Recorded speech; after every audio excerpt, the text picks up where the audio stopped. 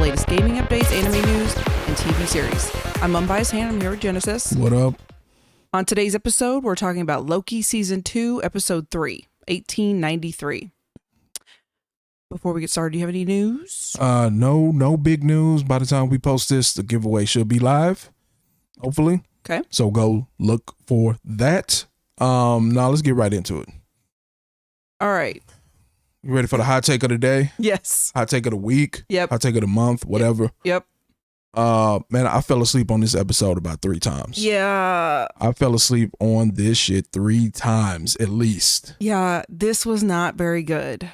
I said in the last episode that I needed some Miss Minutes. She was missing, but they took Miss Minutes, a crazy Miss Minutes. Yep.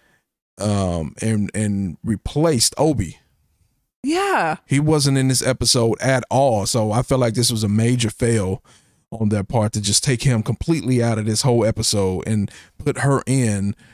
And it was just too much of her. No, he was in, but just for like 2 seconds of the very, very beginning. Yeah. So yes, he might as well not even been in it. Right. Because you really didn't get him. I agree. I wanted some more Obi. And this whole episode, it was just weird. I mean, I was like, okay, I guess I see what's happening here with them trying to like plant the seed. We're going to go back and drop off this book, introduce it. We're going to like, kind of like, write history ourselves. Mm-hmm. But I just did not like this episode. And I really, to be honest, did not like Jonathan Majors' performance. Yeah, well, I mean, his character was annoying. Yeah. And it was supposed to be that way. Oh, okay. Well. Specifically, he was supposed to be like less threatening. He was like a non-threatening character. So it was just kind of strange that he was going to turn into this person that was going to, in time or in the universe as we know it. Yeah. He's going to become this evil person, right? Or, whatever's going to happen with him. It was just way, way, way too much dialogue in this particular episode. Yeah. Generally speaking, I think I like when we have longer episodes, but I think this show in particular, with how much is going on, how much dialogue there is, how confusing some of it can be, they needed to chop these up into 30 minutes. They should have just made 12 episodes and made them 30 minutes each. I don't know if they were trying something different. I don't know, but it does feel like they're trying to squeeze so much in. And it was so long. Yeah. Another hot take I'll say here is guilty pleasures, right? So let's talk about when people say, I'll use wrestling, for example. Okay. Oh, that's like soap opera for men. Okay. Right? Yeah. But it's really more in the lines of guilty pleasure.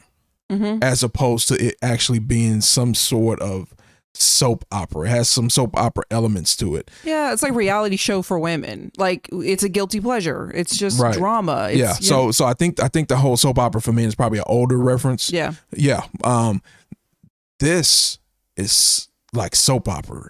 So it's like a soap opera. However, I don't mean it in the sense of a guilty pleasure. I mean, it seems like Days of Our Lives. Yeah. With all the stuff that's going on, these kind of weird love interests that are coming up out of the blue with Miss Minutes, it's drama all over the place. Well, just for no reason. You got Sylvie and Loki, and we already know that was weird from season 1, considering they're the same person, but they're in love with each other. It's just soap opera city here.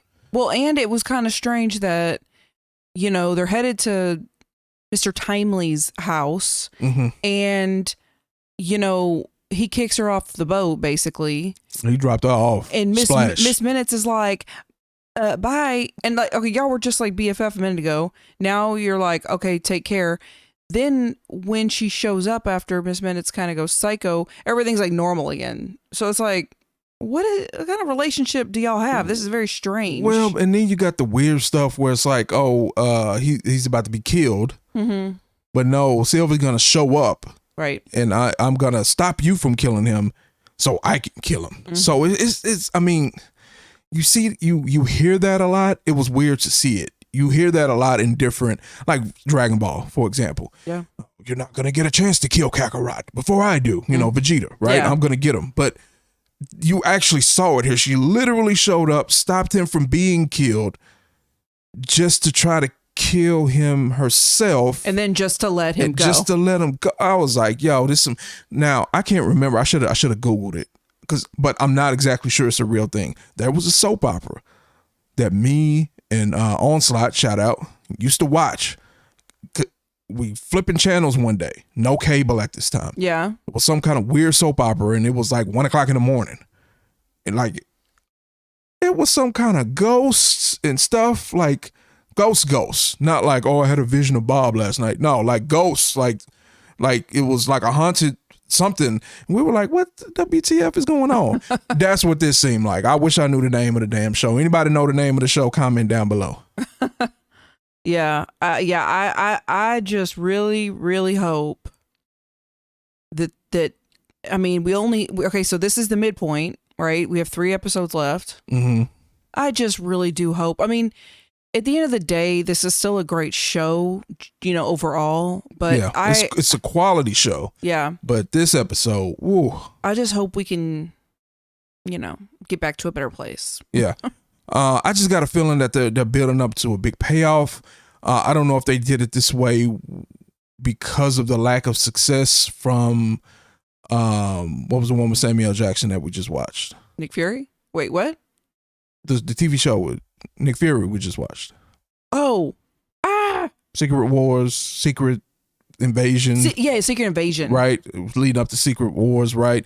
That particular show, each individual episode wasn't great and people didn't like it.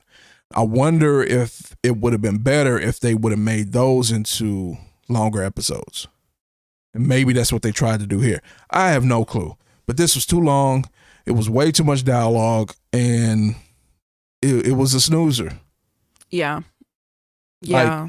Like I don't even know how to explain it. They were doing things in the show. I wonder if there's going to be payoff for it. So he did that whole, when they first introduced him, right? He was on the stage. He was trying to show off this new invention he had that was probably a scam like all the other ones. Right. His new contraption. And there was this whole 5-6 minute presentation he did. It's just like, is there going to be a payoff for this? You introduced him to all these characters, like the people that were after him because he had scammed them out of the money and blah, blah, blah. All those random people. Yeah. Like I can see them in my head because it's like they were a major part of the episode. Mm-hmm. We're probably never going to see them again. Nope. I hope not. And it was just like, I don't know. Maybe I'm wrong. Maybe they're going to be an important player. I have no clue, but it's just like, why did y'all spend so much time on this? I don't know, but I'm hoping in the next episode, let's get back to OB, give him the password so he can do the override. The override on the loom or whatever it's called. Yeah, so they're trying to expand the capacity of which it can control the, right. Okay. Miss Minutes. I don't remember her sounding so old in season 1. I didn't remember her sounding so like country or southern. I feel like I remember a little southern something. But maybe I'm just forgetting. But it's been 2 years. But I don't remember. She sounds old on this one though. It's kind of weird. That's the only thing that kind of really stuck out to me about her, but outside of her weird, behavior. Yeah. So yeah, not loving the series so far. Nope. So Miss Minutes, I hope they fix something with that. We finally got to see what was her name? Who? Girl, Renslayer. Oh yeah. Finally got to see her and what she was doing, and I don't know. It was just it was just way too much for one episode. I was kind of surprised on how casual that interaction was when Loki and Renslayer come, or not Loki, but Mobius and Renslayer come into contact. She didn't even seem shocked or surprised. She was just like, I was like, I thought this was like a really big deal, that they found her. Yeah, because then they've been working together for hundreds. Maybe that's why it's not a big deal. Yeah, because they've been working together for hundreds of years, but you just started tripping a couple of days ago. So maybe that's why it's like, Right. But for us, it was 2 years ago. Yeah. Anyway, let's stop it here. All right. That's it for today, guys. Thanks for listening to ANX Quickcast. If you enjoyed the show, please make sure you like, subscribe, and hit the notification bell so you'll be the first to know when we release new episodes. See you next week. Click the videos, man. We need to get them views up. Click. Giveaway should be live.